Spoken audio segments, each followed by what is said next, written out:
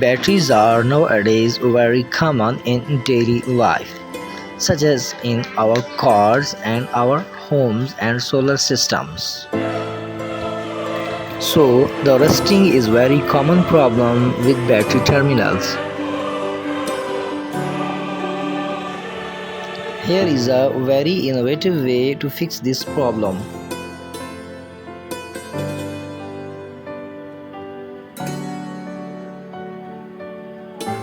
This man have removed the rusty and old terminals